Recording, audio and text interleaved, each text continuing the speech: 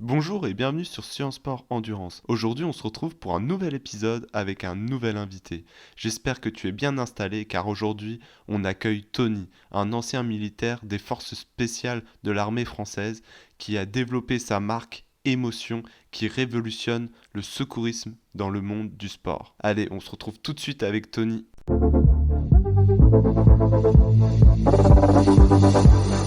Salut Tony, comment vas-tu? Bonjour Jérémy, ça va très bien. Je te remercie de m'accueillir. Ouais, bah, c'est nous qui te remercions d'avoir accepté notre invitation pour réaliser ce petit podcast. Donc, est-ce que tu pourrais te présenter un peu pour les gens qui te connaissent pas forcément? Oui, bien entendu. Alors moi, c'est Tony et je suis le fondateur, d'une start-up qui s'appelle Émotion et qui a pour ambition de changer l'image des premiers secours, tout en accompagnant des sportifs de haut niveau, qu'ils soient professionnels ou amateurs, dans leur pratique outdoor. Donc ça, c'est ce que je fais au niveau professionnel. Avant d'entreprendre ça, parce qu'aujourd'hui j'ai 30 ans, j'ai passé 10 années dans l'armée française et plus particulièrement au sein des forces spéciales. D'accord, super. Bah, justement, avant de parler un peu plus de émotions, j'aimerais savoir, ou même les gens qui nous écoutent, je pense, voir un peu d'où tu viens, comment tu as commencé le sport, parce que émotion, c'est quand même en rapport avec le sport, et du coup, voir un peu ton histoire par rapport à ça. Tout à fait, émotion comme tu dis, c'est un rapport avec le sport. Émotion, c'est, la fusion de 2 passions. La première, c'est le sport que je pratique depuis, tout petit, puis jeune et le secourisme et bah, ça fait partie, c'était une de mes casquettes lorsque j'étais dans l'armée et comme tu souhaites que l'on commence par l'aspect sportif, écoute, moi, j'ai fait très jeune du sport, collectif. J'étais tourné sur le football. Football pendant une paire d'années avec, bah, l'ambition comme, tout, jeune garçon d'en faire son métier.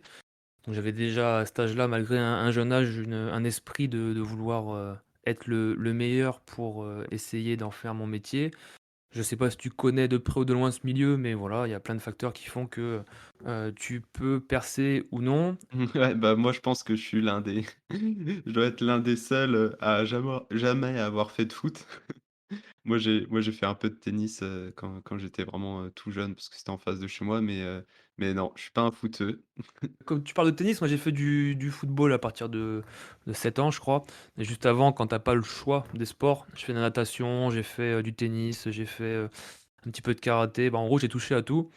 Dès lors que j'ai eu le Mmh. choix, bah, mes connaissances, scolaires, faisaient du foot. Je me suis tourné vers ça. Sport co, très, très intéressant pour moi. J'ai beaucoup aimé, ce domaine-là et puis, bah, au final, je n'ai pas percé dans le football, non pas parce que je me suis fait les croisés, comme beaucoup racontent, tout simplement parce que je n'étais pas assez bon et à cet âge-là, donc c'était vers l'âge de 15 ans, quand j'ai réalisé qu'au final, bah, je pourrais pas être professionnel, je me suis tourné, vers, d'autres envies et j'avais déjà en tête, l'ambition et l'envie d'entrer dans une unité de l'armée, une unité qui est, enfin des unités, parce que j'avais pas encore très bien défini laquelle, mais des choses, spéciales où des sélections physiques, sont au menu pour sélectionner ses membres et du coup, je me suis tourné après vers des sports individuels dans le but de préparer ma future vie professionnelle et donc j'ai fait sport de combat, j'ai fait un petit peu de boxe anglaise, j'ai fait, de la boxe thaïlandaise aussi, où j'ai pu atteindre, un petit niveau qui m'a permis de monter sur un ring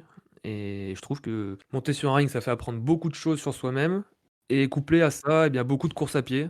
Course à pied, je dirais loisir, même si je me suis frotté à deux trois crosses, deux trois semi-marathons pour, voir mon niveau. Tu des petits temps de référence histoire de que ça parle? J'ai des vrais temps de référence parce que pour rentrer dans ces unités-là, le socle commun de base, c'est la course à pied.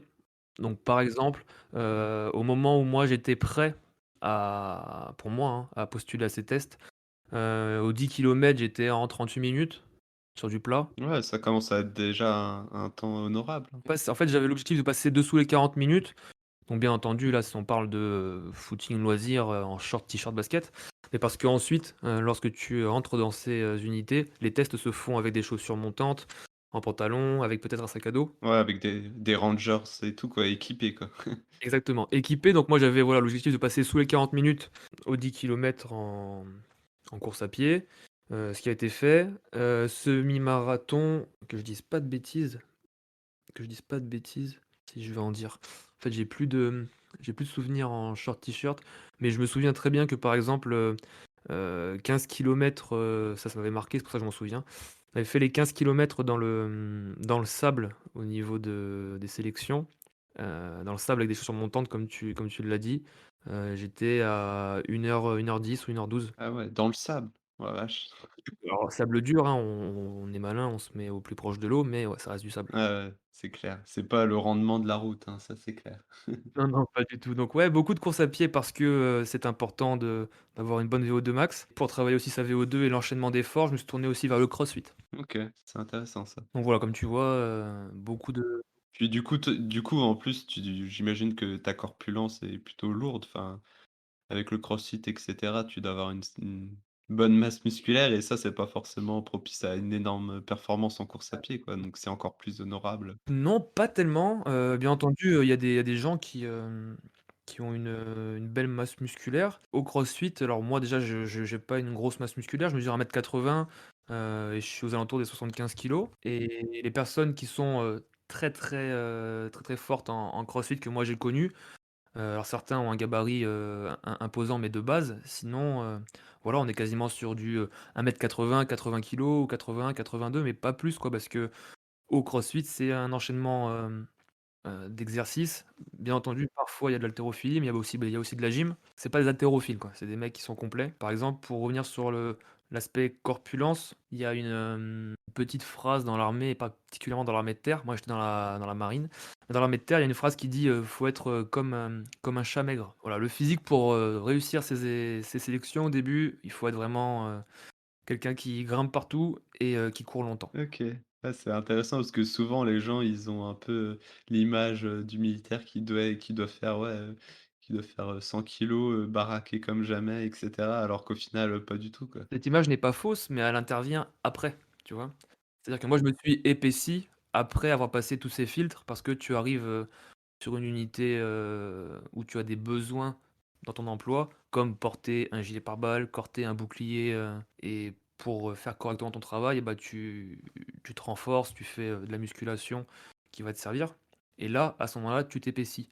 Mais sinon, les filtres de sélection demandent, de beaucoup courir et donc tu as de la course à pied, plus ou moins longue distance, ça veut dire de 8 kilomètres jusqu'à 30. C'est de la course à pied avec le sac sur le dos, parfois dans le sable, parfois sur des sentiers côtiers et tu as aussi, beaucoup de, parcours d'obstacles, toujours avec un sac à dos qui cette fois est plus petit.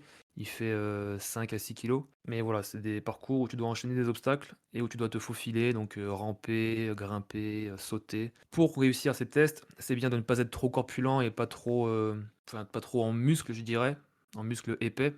Par contre, par la suite, oui, l'image que tu as du militaire un peu peut-être, américain Navy Seals qui traîne dans les films, bah, après voilà, c'est vers ça qu'on se tourne parce que, l'emploi le demande, mais ce n'est pas ce qu'on recherche, aux sélections. Ouais, c'est bizarre ça, qu'au final, ce qui te fait rentrer dans l'armée, et bah, ça change après quand tu y es, quoi. Enfin, c'est assez spécial, je trouve. Ouais, c'est assez spécial. Écoute, c'est propre aux unités que moi j'ai connues. Je parlerai pas pour, les unités spéciales de l'armée de terre, de l'armée de l'air parce que, je les ai simplement croisées en mission. Mais moi, voilà, ce par quoi je suis passé, on demande d'être, endurant, fort mentalement, c'est ce qu'on demande au test et ensuite, eh bien, voilà, vu que le menu physique est un peu moins intense et bah, la OK. musculation te permet de t'épaissir et d'être, capable de remplir ta mission, qui est de porter du matos qui est spécifique et donc lourd. Mmh. Ouais, j'imagine et est-ce qu'il y a des préparateurs physiques ou pas, à l'armée? Alors, il y a des profs de sport, des professeurs de sport, mais à la différence de ce qui se fait dans l'armée américaine, on a toujours un petit temps de retard. On n'a pas de préparateur physique, on n'a pas de nutritionniste et pourquoi je parle de ça? C'est parce que, dans l'armée américaine, il y a ce genre de spécialistes et je pense que nous, on en aurait besoin parce que les efforts qu'on nous demande de produire sont des efforts, de sportifs de haut niveau. Séances d'entraînement qu'on s'inflige en groupe sont des séances, de sportifs de haut niveau, j'en suis persuadé. Mais non, on n'a pas de suivi à ce niveau-là. Bah, justement parce qu'en fait, si tu veux, j'ai des amis qui sont dans l'armée, dont un en armée de terre et il me disait, enfin, que c'était un peu n'importe quoi à ce niveau-là parce qu'il les faisait courir, tous les jours à des allures un peu bizarres, on va dire et par exemple, lorsqu'ils avaient des je sais pas comment on appelle ça, enfin des vacances ou je sais plus comment on appelle ça dans l'armée et bah, ils quand ils revenaient alors qu'ils avaient pas couru pendant 2 semaines, ils leur refaisaient courir directement, enfin, énormément et du coup, il y en avait beaucoup qui étaient blessés et cetera et j'avais la même pensée que toi. Pour moi, d les gens dans l'armée, ça doit être ils doivent être traités limite comme des sportifs de haut niveau. Du coup, je trouve ça vraiment intéressant qu'il y ait des vrais préparateurs physiques, tu vois? Qui mettent en place des entraînements cadrés et cetera, pour que les soldats quand ils partent en OPEX, ils soient, au top de leur forme, quoi. Ouais, tout à fait, bah, dis-toi qu'on y vient doucement. Je t'ai dit, on a un peu de retard, donc un peu, c'est 20 ans. Aujourd'hui, au sein des forces spéciales, donc c'est, qui se fait de mieux dans l'armée parce que c'est des missions qui sont spécifiques. On y vient doucement, on fait venir parfois des intervenants. Par exemple, là où j'étais, pour faire du crossfit, eh bien, on faisait venir un prof de crossfit parce que le crossfit, ça s'improvise pas. C'est-à-dire, on peut, entre guillemets, «soulever des poids n'importe comment» et enchaîner. On peut se faire, mal sur un mauvais mouvement, alors que d'avoir la participation et l'intervention d'un préparateur dans cette discipline, 1 fois par semaine, par exemple, et ben ça permet de nous accoutumer aux bons mouvements en haltéro. Parce que quand tu as 25 ans, entre 20 et 25 ans, bah, tu peux faire des mauvais mouvements, tu as peu de chances de te blesser. Mais voilà, il faut optimiser, son physique et avoir quelqu'un qui te conseille sur des mouvements, spécifiques comme l'haltérophilie, ça a du sens. Tout comme ça aurait du sens d'avoir un préparateur physique, un nutritionniste, un kiné, un ostéopathe peut-être, mais ce n'est pas le cas. On y vient doucement, mais c'est pas le cas. Ouais, c'est dommage et ouais, j'espère que ça va évoluer dans le bon sens. En tout cas, les personnes qui sont aujourd'hui, le noyau dur de l'armée, ils sont de notre génération, hein.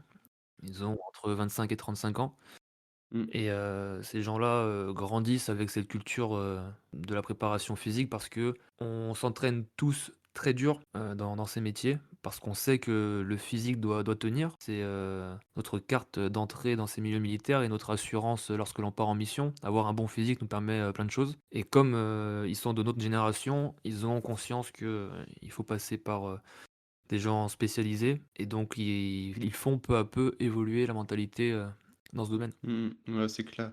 Faire appel à des gens spécialisés, ouais, c'est augmenter, la potentialisation de performance des militaires, quoi, ça, c'est clair. Et du coup, c'est quoi la suite, du coup, pour toi, après cette période, au sein de l'armée? Eh bien écoute, cette période au sein de l'armée, elle a duré 10 ans, donc de mes 19 ans à mes 29 ans. Ça s'est donc terminé, au mois de février 2021. Donc tu vois, c'est assez récent.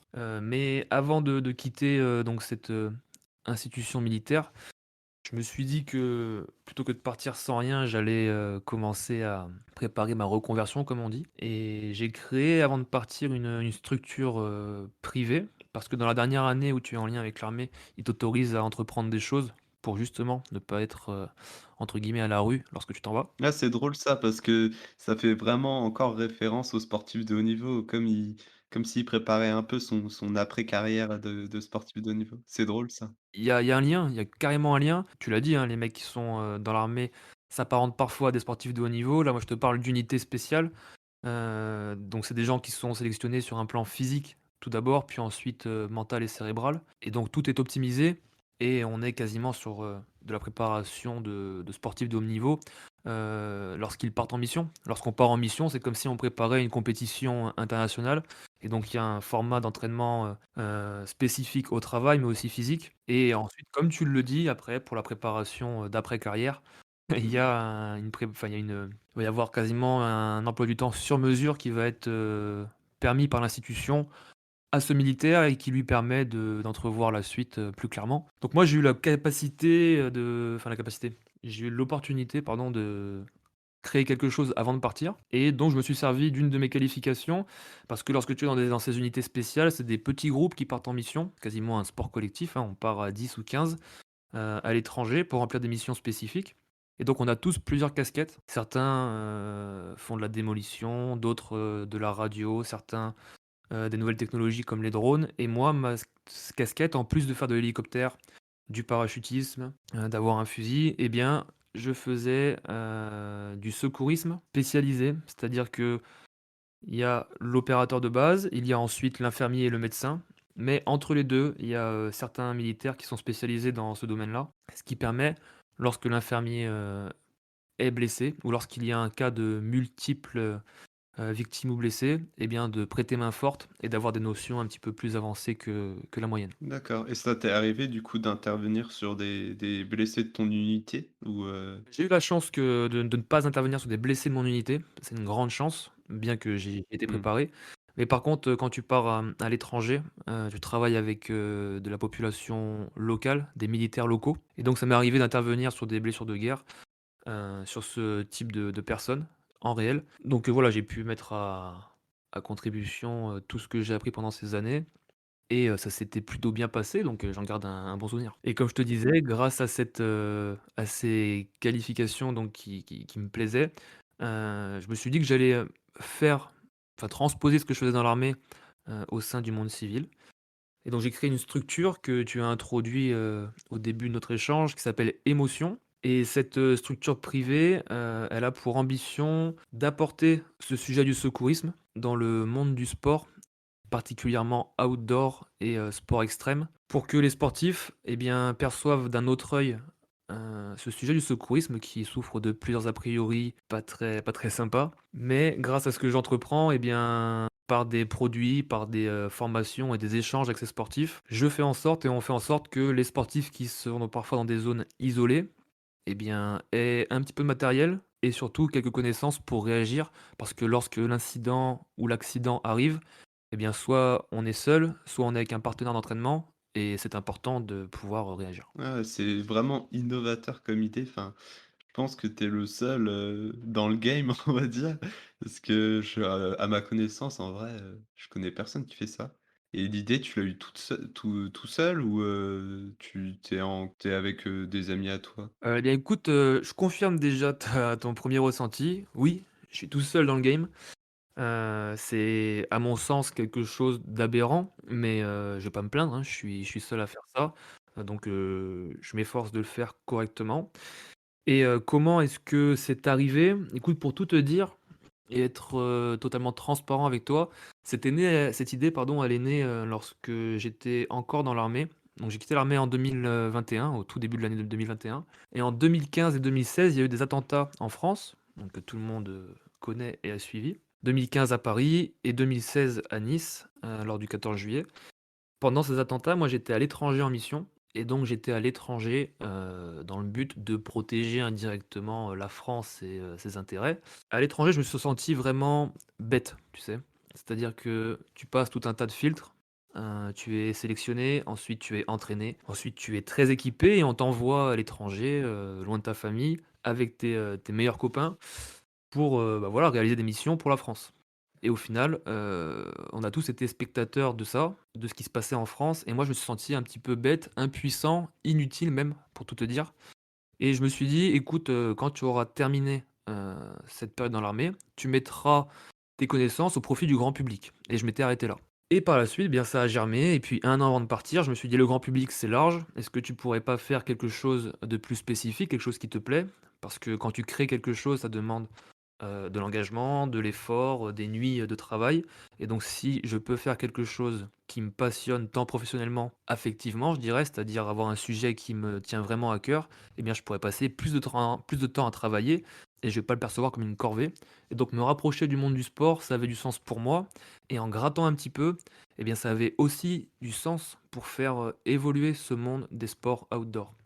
Parce que lorsqu'on fait du base jump, du ski, du parapente, du VTT de descente, de l'escalade et j'en passe, tout ce qui traite des sports outdoor et extrêmes, eh bien, s'il se passe quelque chose, d'imprévisible dans une zone isolée, eh bien, jusqu'à présent, la plupart, d'entre nous, d'entre vous, eh bien, on est, à poil, c'est-à-dire on n'a pas de matos et on n'a parfois pas de connaissances ou trop peu pour retenir, les fondamentaux lorsque c'est ton partenaire d'entraînement qui se blesse gravement devant toi. Ouais, carrément. Les seules choses, qu'on a, je pense, c'est lors de la journée d'appel, je crois que enfin, si je me rappelle bien, parce que ça fait un moment, je crois que c'est en seconde, quand on arrive au lycée qu'on fait ça Il doit avoir juste un Mmh. petit truc de secourisme, en mode, comment réanimer quelqu'un et tout, mais je suis persuadé que, 80 des personnes ont largement oublié, ce qu'on a essayé de leur apprendre un petit peu à ce moment-là, quoi.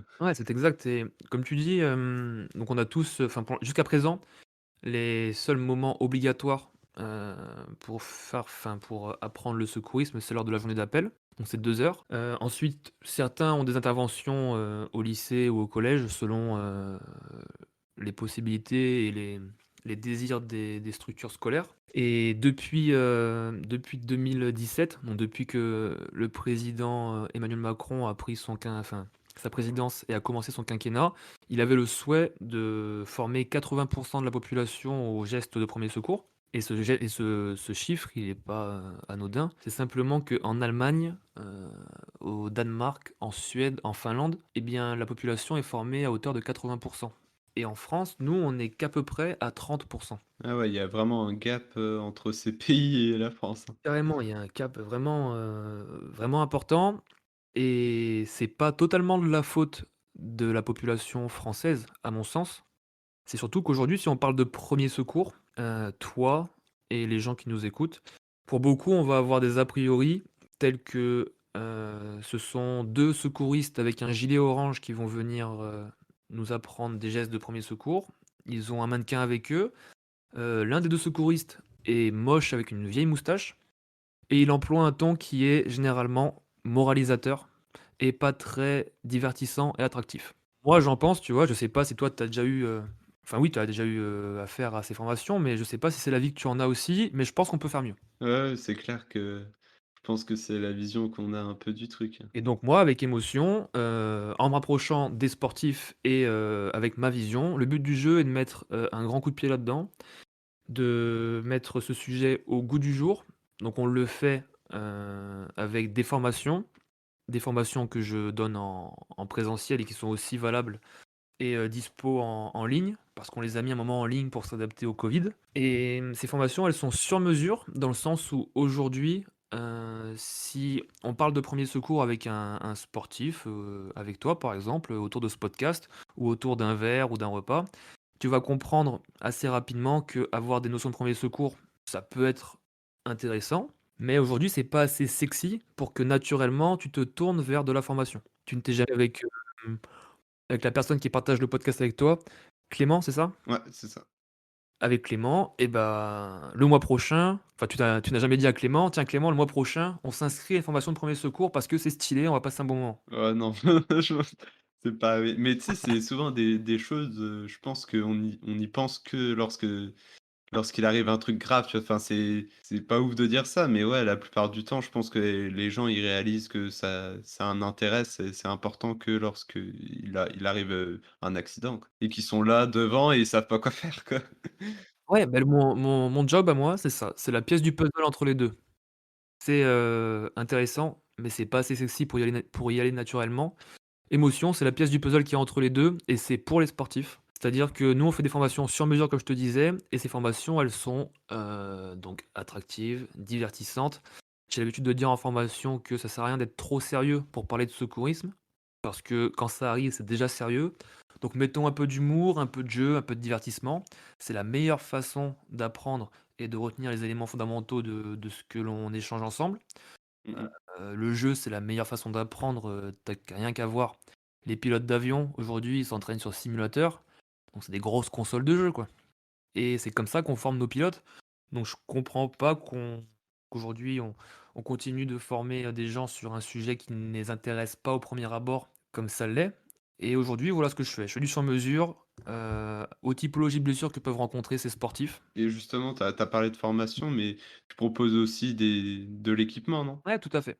Tout à fait, de l'équipement, qui est donc, un petit peu dans la lignée de ce que l'on raconte depuis tout à l'heure, qui est novateur et qui est remis au goût du jour. Parce qu'aujourd'hui, si, certains sportifs ne sont pas équipés de petits matériels de secourisme, c'est aussi parce qu'ils n'ont pas la connaissance de ce qui existe et par exemple, tu sais, au mois d'août, il y a eu, l'UTMB, l'Ultra Trail du Mont Blanc et il y a une personne qui est décédée parmi les participants sur la course, la plus longue, donc la course qui porte le nom UTMB et cette personne est décédée pendant la course et à la suite de cet, événement, je me suis rencardé sur le matos obligatoire à emporter pour, assurer sa sécurité et prendre part à la course. Donc le matériel, c'est un sifflet, un téléphone, une bande élastique pour faire un strap, c'est bien notifié, élastique, et pour faire un strap et une couverture de survie. Ah ouais, c'est pas grand-chose. C'est pas grand-chose parce que ce qu'on risque le plus quand on est dans une zone isolée, que ce soit en vélo ou à pied,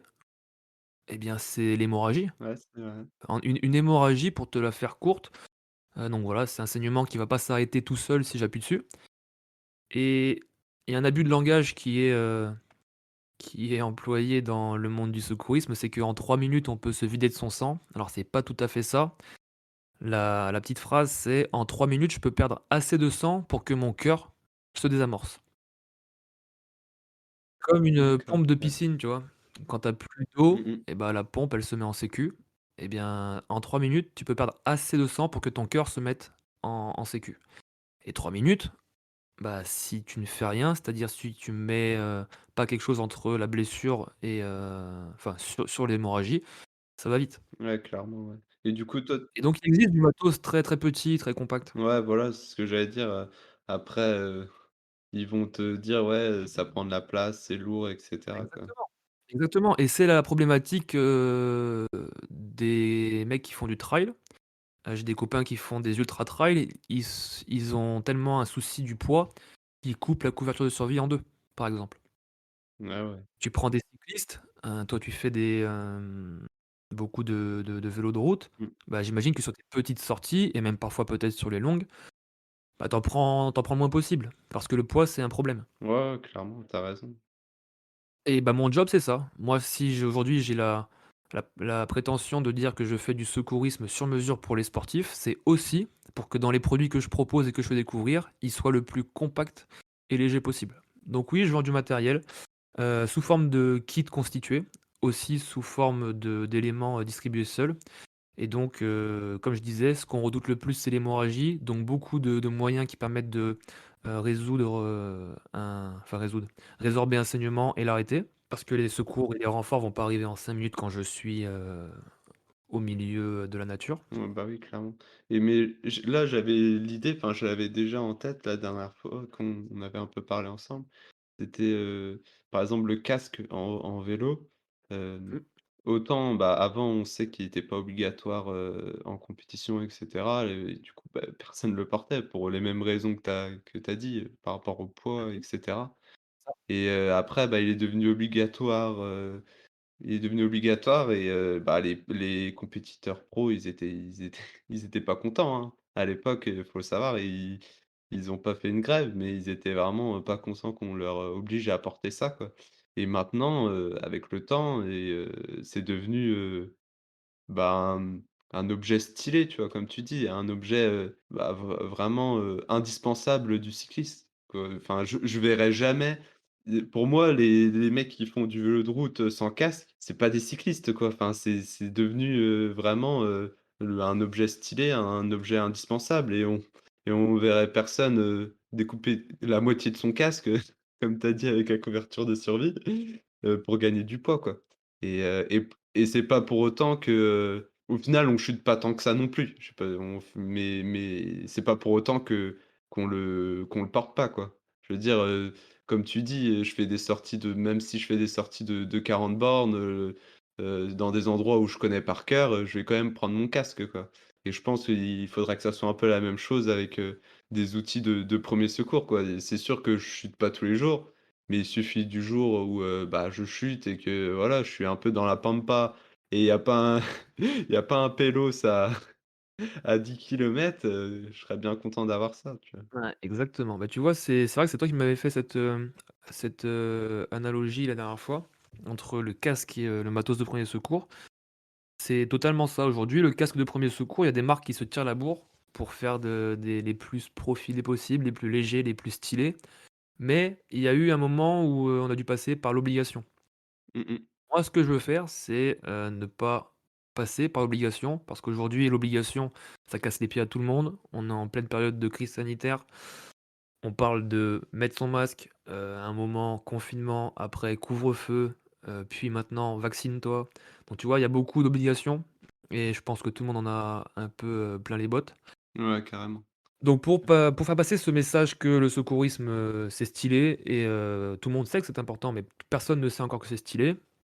Bah, bien entendu, ça passe par un discours différent, ça passe par, des produits qui sont vus au goût du jour et tu disais, en vélo, on chute pas tous les jours, mais quand ça arrive, ça peut être compliqué.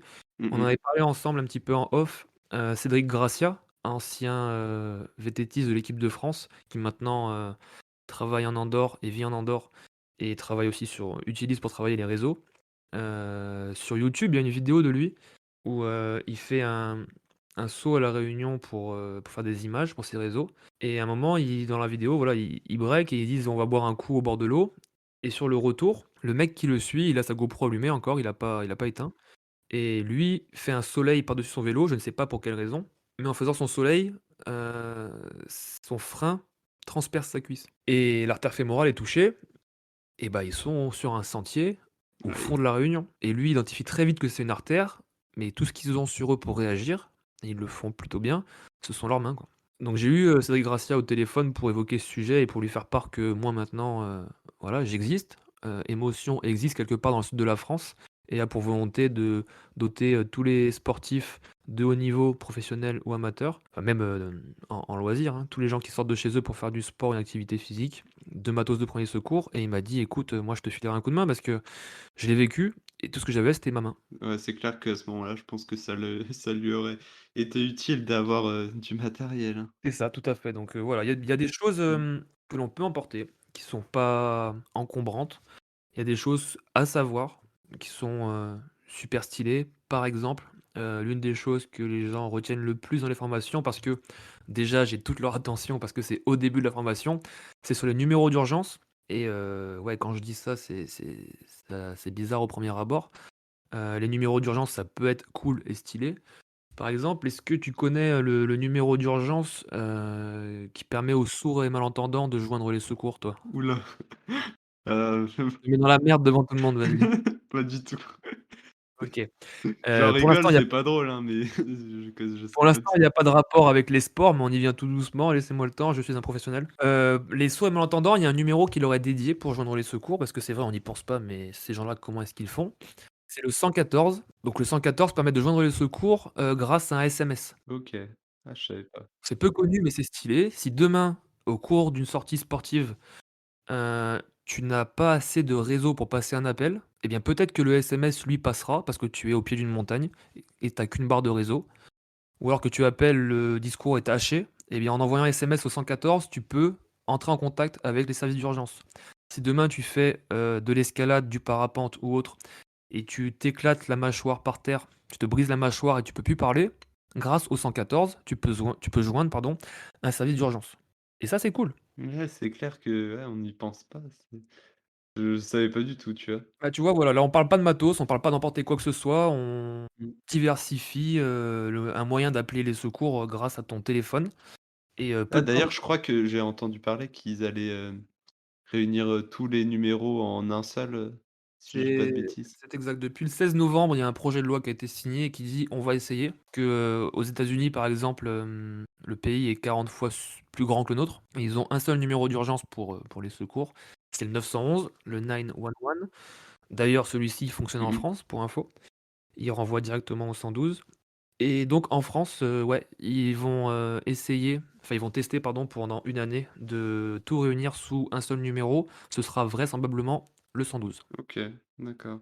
Bah, c'était déjà un peu le cas, non? Le 112, 112, c'est le numéro, d'urgence européen. ouais, ouais, c'est ça, OK. Effectivement, en France, si tu fais le 112, c'est une bonne chose. OK et Mais voilà, tu vois? Tu retiens le 112 et le 114 et bah, tu es sûr que dans tous les cas, tu pourras entrer en contact avec les premiers secours, même si tu es blessé au niveau de la mâchoire, par exemple, ou que tu n'as pas de réseau. d'accord, ouais. Ouais, c'est des choses qu'on pense pas. Et donc voilà, ça fait partie d'un des modules de formation. Aujourd'hui, ils veulent rassembler les numéros sous un seul parce qu'on est le pays d'Europe qui comptabilise le plus de numéros d'urgence. C'est ça, c'est nous les Français. On aime bien aller faire les choses simples, c'est un peu la French touch. On a 13 numéros d'urgence en France. Ouais, donc voilà, tout le monde peut les trouver sur Wikipédia. Ça va très spécifiquement jusqu'au numéro du pardon, ça va très spécifiquement jusqu'au numéro pour, la spéléologie. Voilà, tu as le numéro pour les sports nautiques, enfin pour, les secours en mer, numéro pour, tout ce qui va être sport aérien ou pratique aérienne, parachutisme, parapente, planeur, voltige et donc aujourd'hui, ils vont tout rassembler sur un seul numéro. D'accord, ouais, c'est intéressant.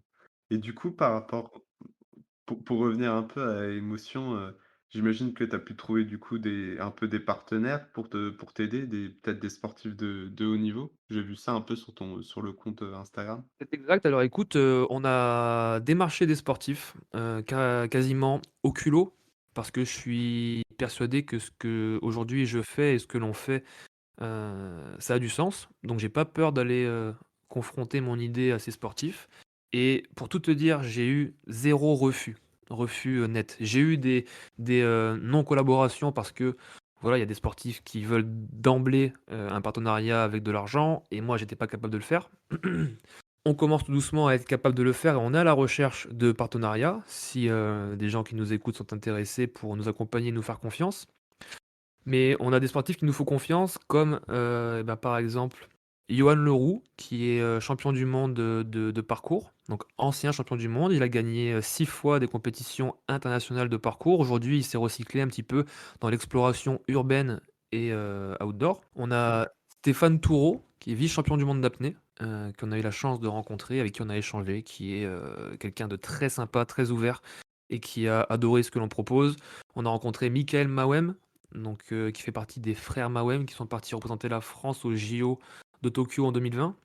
Enfin en 2021, mais le nom c'était 2020 et première fois que la France était représentée en escalade, enfin que l'escalade aussi tout court était aux JO. On l'a rencontré avant qu'il parte aux JO, il a dit que Ouais. ce que l'on Mmh. faisait c'était cool et que s'il le pouvait, il nous filerait un coup de main. Mathilde Becerra, ancienne numéro 4 mondiale d'escalade, même topo.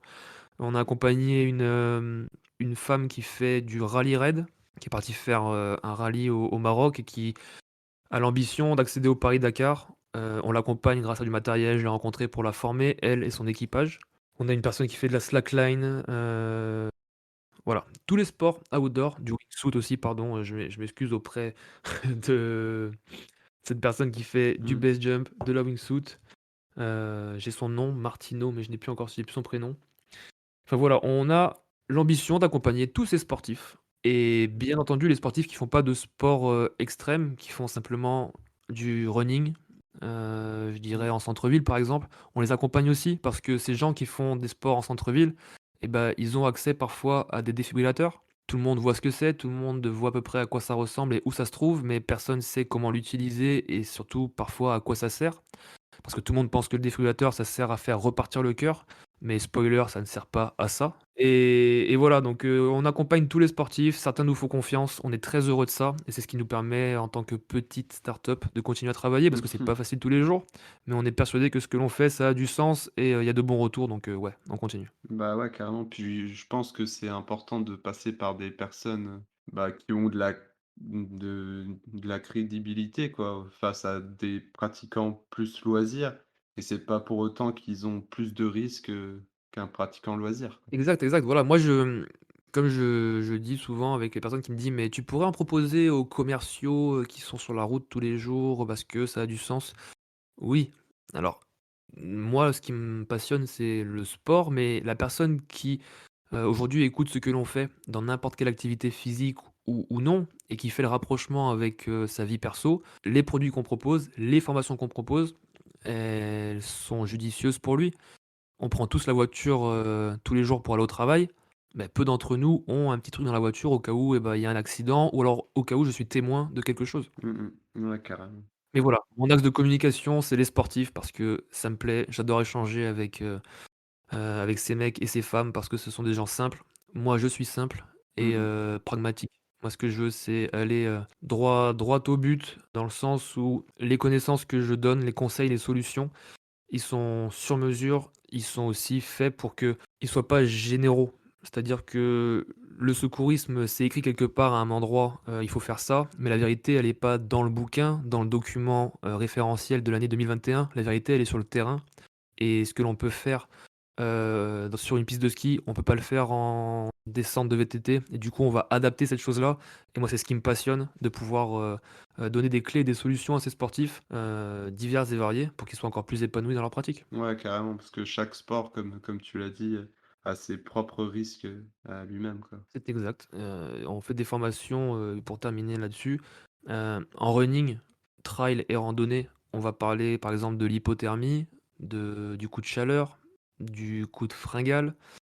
On va parler de l'entorse, de la fracture et sur une formation qu'on dispense aux gens qui font du parcours, parce que Yoann Leroux nous fait confiance et du coup nous a ouvert un petit réseau et un cercle de sportifs dans ce domaine. On va accentuer sur le traumatisme crânien, sur, quoi faire si mon pote, et bah, perd conscience à l'impact. Donc voilà, tout ça c'est du sur mesure, c'est très intéressant et on se régale. Ouais, ça a l'air en tout cas, c'est clair. Et du coup, c'est quoi un peu les prochains objectifs, de Émotion? Eh bien, les objectifs de Émotion en 2021, c'est d'élargir encore un petit peu, le panel de sportifs qui nous fait confiance. On commence avec des gens qu'on n'avait pas dans notre cercle de collaborateurs, avec, des personnes qui font du ski freeride, du snow freeride. Et donc voilà, donc premier objectif, c'est de grossir comme ça avec des gens qui nous fait confiance. Ensuite, c'est de faire savoir au sein des clubs de sport, au sein des assos, qu'on existe et qu'on fait des produits sur mesure, pour, ces sportifs. Faire savoir aussi à des journalistes spécialisés, à des médias spécialisés, à des gens comme toi qui font des podcasts, que nous on fait ça et que ça a pour unique et seul but de faire évoluer la pratique des sports. Parce que comme tu l'as dit, aujourd'hui quand on fait du vélo on a un casque, et bien demain quand on fera du sport et ben, on aura un petit peu d'émotion avec soi, que ce soit des produits ou des connaissances. Et puis à terme et bah, moi l'idée un petit peu folle que j'ai, et je pense qu'il faut en avoir des idées folles pour continuer à travailler, dans les dures nuits d'hiver quand il fait froid et qu'on n'a pas grand monde qui répond à nos mails, c'est de devenir le Red Bull du secourisme. Aujourd'hui Red Bull, ça véhicule les sports Mmh. extrêmes, c'est stylé. Et bien moi ce que je veux faire, c'est, associer émotion à tous ces sports parce que ça accompagne chaque sportif, mais que derrière, on véhicule du secourisme. Donc demain, quand vous verrez, le logo émotion sur une voile de parapente, sur une combi de wingsuit ou sur un casque de mec qui fait de la descente, eh bien ce sera stylé et en plus ça montrera que ce mec-là, il véhicule, que l'on doit avoir un peu de matos ou de notions pour réagir lorsque, l'on tombe ou lorsque notre pote chute pardon, lourdement devant soi. Ouais, carrément, c'est un bon objectif et je trouve ça vraiment intéressant de comparer ça à Red Bull, quoi. Enfin, j'espère en tout cas que toutes les personnes qui nous écoutent, iront faire un tour, sur, au moins le site Émotion pour s'informer encore plus, du sujet et pourquoi pas, obtenir du matériel, qui est quand même, enfin qui est nécessaire quoi, je pense, pour la pratique. Ouais, qu'on peut recommander et puis, effectivement, ceux qui nous écoutent, qui veulent en savoir un petit peu plus, nous on entretient un maximum la page Instagram du site, enfin du site, la page Instagram de la marque Émotion, donc c'est émotion.france et c'est notre vitrine, voilà. On utilise les réseaux comme tout le monde le fait, comme chaque marque le fait et on met en scène, bah, notre matos et nos connaissances à travers des sportifs et ensuite, sur le site internet, on a pas mal d'équipements et le dernier équipement que je t'avais montré lors de notre premier échange en off, qui fait carrément écho à Red Bull, et qui véhicule complètement l'état d'esprit que moi j'ai et les valeurs de la marque. C'est une canette de 1er secours qui est en plastique et à l'intérieur, on y retrouve, tout le matériel qui permet de réagir à une petite blessure, de l'écorchure, à l'arcade qui s'est ouverte et qui nécessite des points, jusqu'à l'immobilisation grâce à une bande qui est à l'intérieur. Et j'ai bien dit une canette, donc c'est un kit qui ressemble à une canette de premier secours, à une boisson. Et on est très fiers de ça parce que c'est unique au monde et c'est le produit d'appel de la marque qui est très accessible en termes de prix. Et aujourd'hui, quand on a une canette dans son sac, dans son van, sur son bateau de pêche, dans son porte-gobelet, et bah, c'est moins anxiogène que d'avoir, une poche rouge avec une croix blanche. Ça, c'est un petit peu de la neuroergonomie, chose que j'ai découverte en me en me renseignant et en sourçant à droite à gauche comment changer cette image du secourisme. Et voilà, la canette de premier secours, c'est stylé et c'est utile, donc ça coïncide parfaitement avec tout ce que je te raconte depuis quelques minutes. Ouais, carrément, c'est stylé et du coup, bah, pour, finir un peu ce podcast, j'invite toutes les personnes qui nous écoutent à aller faire un petit tour et je suis content, enfin même Clément, on est content de partager l'information, qui est vraiment intéressante et innovante. Bah, écoute, c'est cool, je te remercie beaucoup et puis écoute, je suis certain que lors de lors d'une prochaine sortie, une prochaine longue sortie et défi que tu te lanceras et bah, Émotion t'accompagnera dans ta préparation pour, que tu pars cette fois préparé sur ce sujet. Ouais, carrément, je pense que personnellement, je pense que je vais m'y mettre parce que, bah, pour ceux qui savaient pas trop, j'ai réalisé, Calais-Marseille à vélo en one shot, hein, sans dormir et cetera donc bon, il y a quand même des risques à ça et les seules choses de sécurité que j'ai pris et que j'avais pris, c'était une petite, couverture de survie et j'avais peut-être un tout petit pansement ou 2 mais vraiment, mais c'était ridicule, quoi. Ridicule. Alors que voilà, moi ce que je peux te recommander, ce serait un pansement qui tient dans une paume de main et qui fait, 60 grammes, tu vois? Et que tu peux glisser dans ton gilet derrière comme si tu glissais un petit, gâteau hyper protéiné. Bah, ouais, carrément, en plus, Et ça peut permettre de réagir à n'importe quelle chose qui saigne donc mmh, ça fait partie des choses qu'on recommande et que l'on a chez nous.